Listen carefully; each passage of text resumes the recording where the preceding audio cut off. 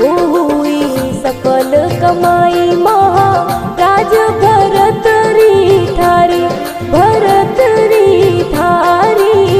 ओ ईश्वर रे कारण जोग फकीरी धारी, ओ मालिक रे कारण जोग फकीरी धारी।